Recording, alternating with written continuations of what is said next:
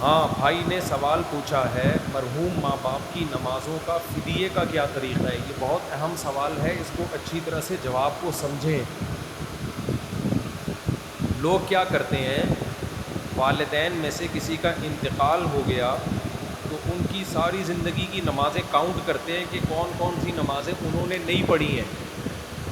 پھر علماء کرام سے رابطہ کرتے ہیں کہ حضرت میرے والد کے ذمے مثال کے طور پر 3000 نمازیں تھیں, تو کیا شرعی طور پر ان کا فدیہ مجھ پہ دینا لازم ہے؟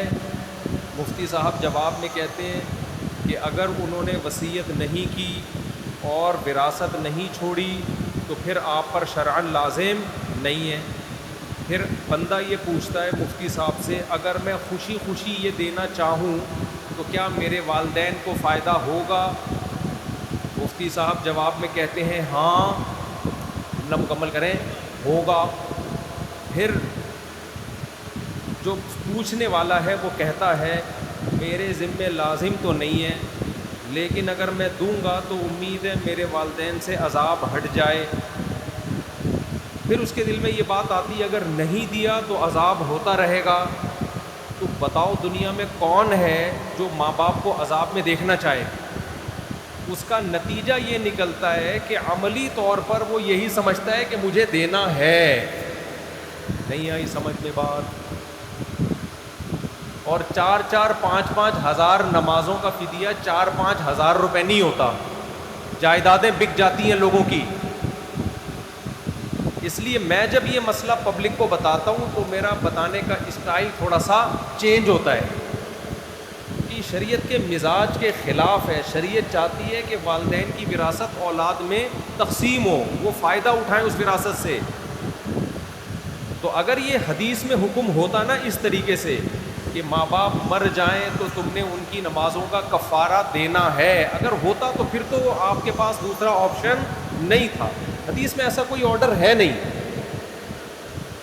تو اس لیے مسئلہ یہ ہے کہ اگر ماں باپ نے اپنی نمازوں کی وصیت کی ہے تو پھر جتنی جائیداد چھوڑی ہے اس میں 1/3 میں وہ وصیت پوری کی جائے گی, 1/3 میں, کیونکہ ان کو یہ رائٹ تھا کہ زندگی میں 1/3 یعنی 33.3% کی وہ وصیت کر سکتے تھے. وہ تو پھر آپ نے ویسے ہی کرنی ہے.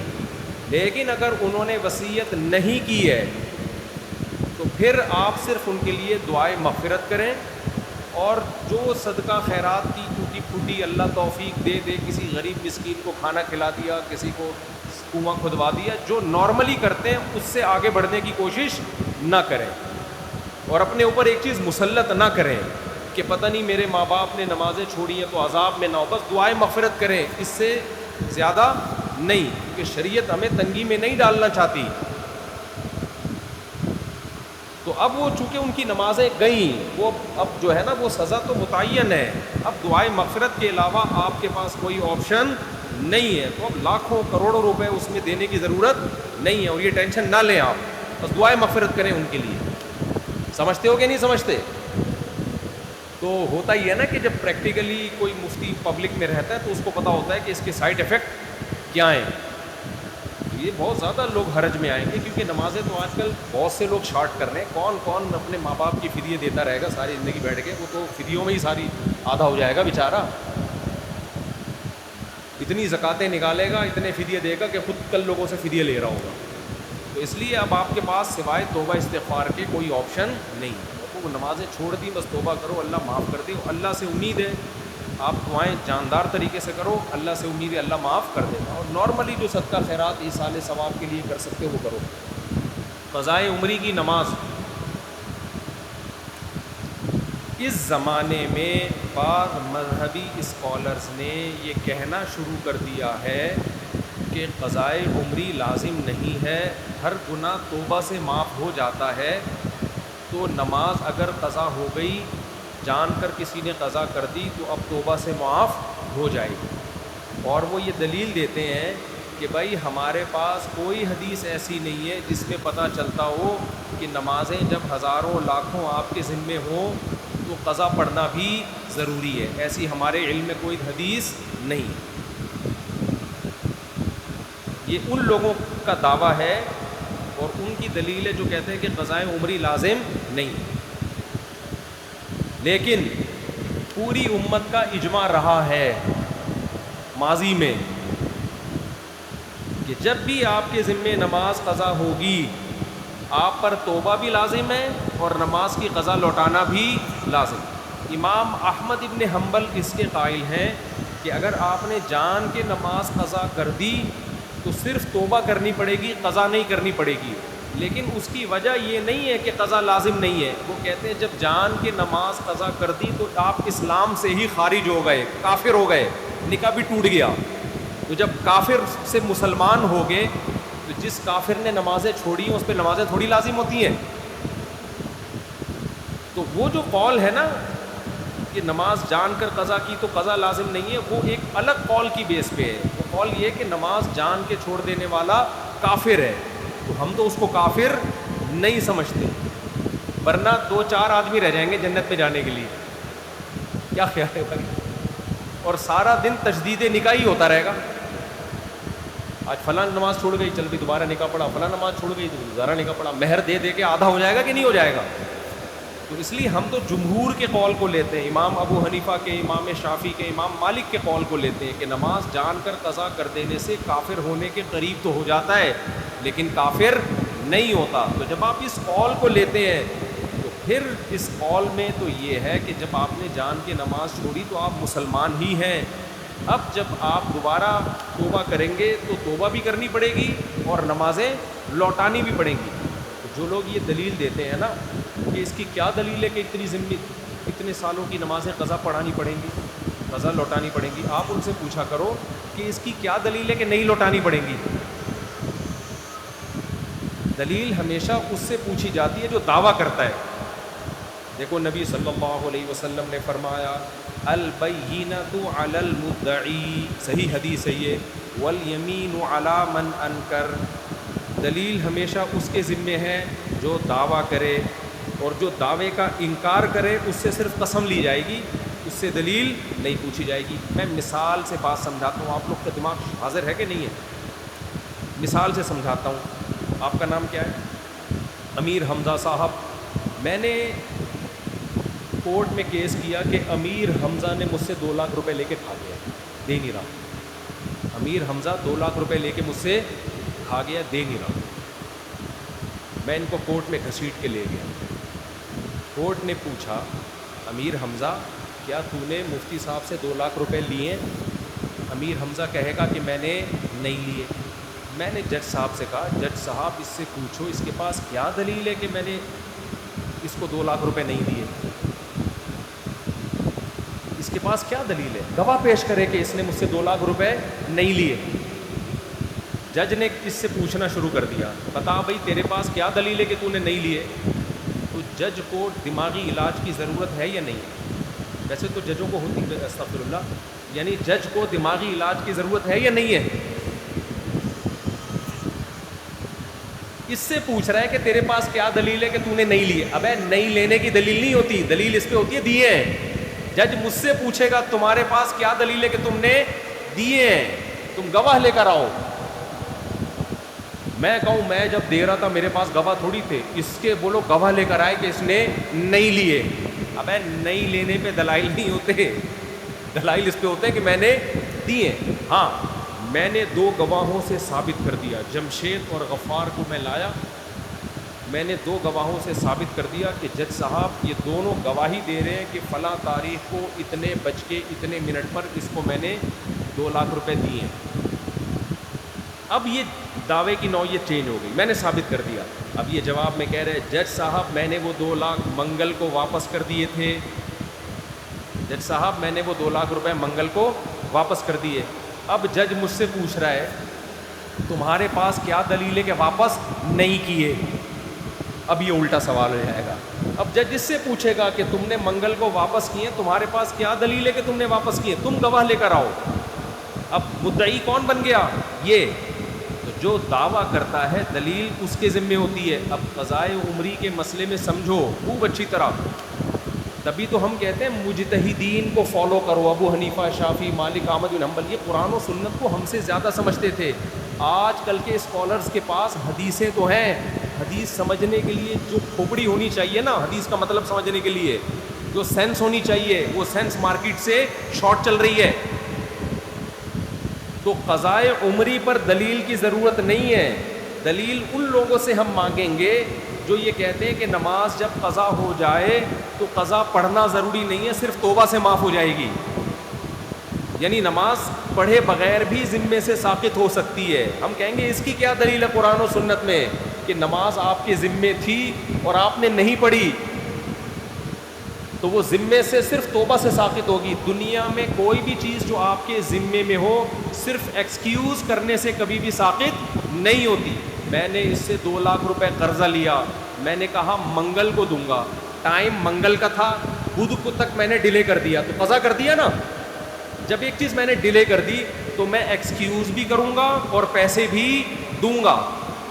اب یہ میرے پاس آئے کہ آپ نے پیر کا وعدہ کیا تھا مفتی صاحب، ابھی تک آپ نے میرے پیسے نہیں دی، میں سخت ٹینشن میں گیا ہوں.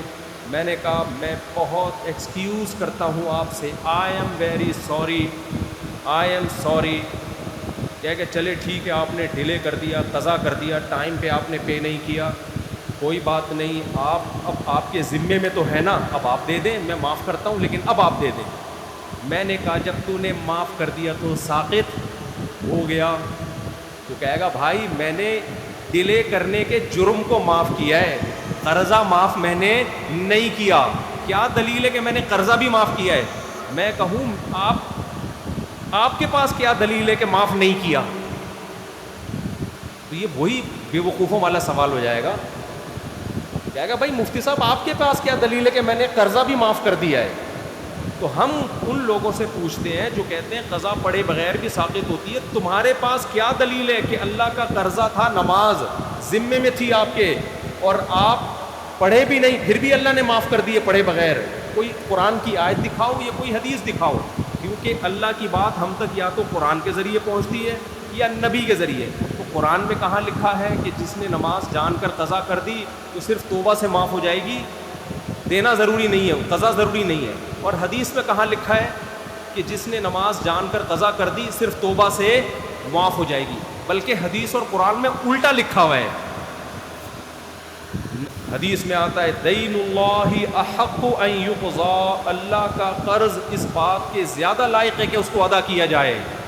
نبی سے جب بھی نماز قضا ہوئی ہے چاہے جان کر ہوئی ہو، آپ ظاہر ہے جان کے ویسے نماز قضا نہیں کریں گے، لیکن جنگ میں آپ سے نماز قضا ہوئی، غزوہ خندق میں 4 نمازیں قضا ہوئی ہیں، تیروں کی برسات تھی، آپ نماز پڑھ نہیں پائے تھے اور اس وقت اللہ نے سفر میں نماز کیسے پڑھی جائے یہ طریقہ بھی نہیں بتایا تھا کہ جنگ میں کیسے نماز پڑھی جائے.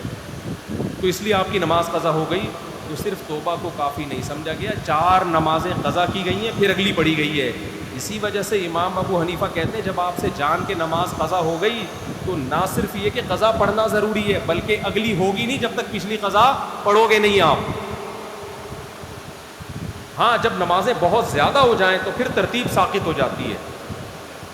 اچھا یہ لوگ ایک دلیل اور دیتے ہیں، بھائی جب اتنی ساری نمازیں آپ کے ذمے آ گئیں، 10 سال کی نمازیں، 20 سال کی نمازیں، تو ان کے وہ صرف توبہ سے معاف ہوں گی، قضا پڑھنا ضروری نہیں ہے. اور اس کی دلیل وہ یہ دیتے ہیں کہ ما جعل علیکم فی الدین من حرج، اللہ نے دین میں تنگی نہیں رکھی ہے. 20 سال کی نمازیں پڑھنا ٹینشن کا کام ہے یا نہیں ہے؟ تو اللہ تو کہہ رہے دین میں ٹینشن نہیں ہے. اس کا جواب یہ میرے بھائی کہ ہم اگر یہ کہہ رہے ہوتے ہیں نا 10 سال کی نمازیں ایک دن میں کمپلیٹ کر لیں پھر ٹینشن ہوتی. علماء تو کہتے ہیں 10 سال کی نمازیں 10 سال میں کمپلیٹ کر لو میرے بھائی. اس کی مثال ہے آپ پہ 1 کروڑ کا قرضہ آ گیا، آپ نے کہا تھا منگل کو دوں گا، اب آپ دے نہیں رہے، تو جج کہتا ہے قسطوں میں دے دے بھائی. جج یہ تھوڑی کہے گا کہ معاف، کیونکہ قرضہ زیادہ ہے لہذا معاف.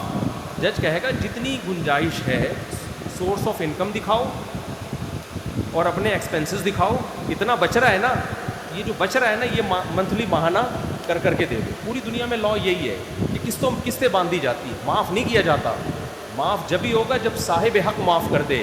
تو جب اللہ کہہ دے کہ میں نے نماز ساقط کر دی ہے، ہم کہیں گے بھائی نماز ساقط ہو گئی ہے، لیکن اب تک کی رپورٹ کے مطابق اللہ نے ایسا کچھ کہا نہیں ہے، نہ اللہ نے کہا ہے نہ اللہ کے نبی نے کہا. تو حرج جب ہوتا جب علماء یہ کہتے کہ ایک ہی دن میں ساری نمازیں پڑھی جائیں گی. ایک دن میں نہیں, 10 سال کی نمازیں آپ کتنے دن میں پڑھیں؟ 10 سال میں. ہر نماز کے ساتھ ایک قضا کریں. سمجھتے ہو کہ نہیں سمجھتے ہو؟ چلو بھائی اگلا سوال. بچہ میرے ہاتھ میں. گزارش ہے کہ ایک بندے کو بیماری کی وجہ سے ختنہ کرانے سے روکا گیا تو اس کی کمائی کا کیا حکم ہے؟ آئے بھائی, ختنے کا کمائی سے کوئی تعلق نہیں ہے. ایک آدمی نے ختنے کی, ایک قریبی دوست کو دعوت میں نہیں بلا سکا. ایک آدمی نے ختنے کی, قریبی دوست کو دعوت میں نہیں بلا, وہ ناراض ہو گیا. تو وہ گیا ہمارے حضرت کے کسی استاذ یا والد صاحب کے پاس. ہمارے حضرت مفتی رشید صاحب کے والد جو تھے نا, بڑے خوش مزاج تھے. تو جا کے کہنے لگا اس نے ختنے کی دعوت کی, مجھے بھی نہیں بلایا. اس کے والد نے فرمایا اتنی سی بوٹی تھی, کس کس کو کھلاتا میرے بھائی؟ اتنی سی بوٹی تھی, کس کس کو کھلاتا؟ کر نہیں بلایا. جی شادی کے لیے دعا. اچھا میرے بھائی, جس کے ذمے قضا نمازیں ہوں اور رکاوٹ نہ کر سکتا ہوں, کتنے دن نہ کرے بھائی, روزانہ ایک دن کی کم از کم نماز قضا کریں. فجر کے ساتھ فجر پڑھ لے, ظہر کے ساتھ ظہر پڑھ لے. اس طرح سے کیا جنازے کے بعد شامل ہونے والے افراد کو کھانا کھلانا لازم ہے, بریانی وغیرہ؟ دیکھو, ایک تو میت کے نام پہ کھانا ہوتا ہے, وہ تو ٹھیک نہیں ہے. لیکن بعض دفعہ یہ ہوتا ہے کہ رشتہ دار دور سے آتے ہیں تو بھوک کا ٹائم ہوتا ہے, وہ جنازہ دفنا کے آتے ہیں, ان کا پیٹ کمر سے چپکا ہوا تو ان کو کھانا کھلانے میں کوئی حرج نہیں. اگر ان کو بھی نہیں کھلائیں گے تو 2-4 جنازے اور لیٹے ہوئے ہیں, کیونکہ ہم خود بھوکتے ہوئے ہیں. ہمارے ایک ریلیٹیو کا انتقال ہوا, ہم گئے کراچی سے ملیر لاڑھی, وہ بھوک سے حالت خراب ہوئی ہوئی تھی. دفنا کے آئے ہیں تو بھائی خود لگنے لگا کہ اب اگلا نمبر کس کا ہے؟ ہمارا. تو کسی پڑوسی نے کھانا لگا دیا, ہم نے کہا اس کو اتنی دعائیں دی کہ اللہ تیرا بھلا کرے. تو ایسی ضرورت میں اگر کوئی کھانا کھلا رہا ہے تو میت کے اہل کھانا نہ کھلائیں, کیونکہ حدیث میں ہے کہ خود ان کو کھلاؤ, یہ غم میں ہے. لیکن اڑوس پڑوس کو چاہیے کہ جو مہمان آئے ہوئے ہیں دور سے اور کھانے کا ٹائم بھی ہو چکا ہے, بعض دفعہ ٹائم ہی نہیں ہوتا کھانے کا, پھر ضرورت نہیں ہے. کھانے کا ٹائم بھی ہے, دور سے آئے ہوئے ہیں تو ان کو بھوک لگ رہی ہے, تو ان کو کھلانے میں کوئی حرج نہیں ہے. وہ والا کھانا نہیں کہلائے گا جس کو میت کا کھانا کہتے ہیں, تو ضرورت کی وجہ سے. قرآن پاک میں ہے لیس علیکم ان تأکلوا جمیعا, اس سے معلوم ہوتا ہے کہ ساتھ کھانا اور اکیلے کھانے میں کوئی فرق نہیں ہے. اور حدیث میں ہے کلوا جمیعا ولا تتفرقوا, مطلب ایک ساتھ کھاؤ. دیکھو قرآن میں آتا لیس علیکم جناح ان تأکلوا جمیعا او اشتاتا, اس آیت کا ایک خاص مطلب ہے. جب یہ آیت نازل ہوئی نا کہ کسی کا مال ناحق طریقے سے مت کھاؤ, بہت شدید وعید ہے اسلام نے اس پر کہ کسی کا ایک نوالا بھی آپ حرام نہیں کھا سکتے. تو صحابہ ڈر گئے, انہوں نے کہا ہم تو رشتہ داروں کے ہاں جا کے مل جل کے کھاتے ہیں, تو ایسا نہ ہو کہ 2 نوالے ہم زیادہ کھا لیں, جتنا حق بنتا ہو اس سے ہم زیادہ کھا لیں. تو گھروں میں جا کے انسان بے تکلف ہو کے کھاتا ہے اپنے چچا خالہ پھوپھی ماموں کے گھر نا. تو قرآن نے خوف کو ختم کر دیا کہ نہیں بھائی یہ تو تمہارے ریلیٹیو ہیں, ان کے گھر جا کے کھانے میں کوئی حرج نہیں ہے, وہاں کوئی نوالے گنتا تھوڑی ہے. تو لیس علیکم جناح ان تأکلوا جمیعا او اشتاتا, انڈیویجولی بھی کھا سکتے ہو انفرادی طور پر, اور مل جل کے بھی کھا سکتے ہو. اس میں کوئی 2 نوالے زیادہ کھا لیے کسی نے کم, اس سے کوئی فرق نہیں پڑتا. تو یہ تو ایک مسئلہ بیان کیا گیا کہ جائز ہے.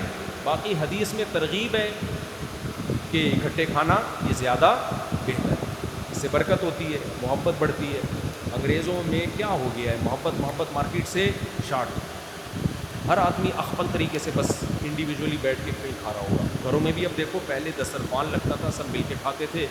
اب کیا ہوتا ہے, کچن سے سب نے اپنے سالن نکالا, کوئی ادھر صوفے کے نیچے گھسا ہوا ہے, کوئی بیڈ کے نیچے گھسا ہوا ہے, کوئی کچن میں گھسا ہوا ہے, ہر آدمی اپنے طریقے سے. تو اس سے محبتیں کیا ہوتی ہیں, ختم ہوتی ہیں.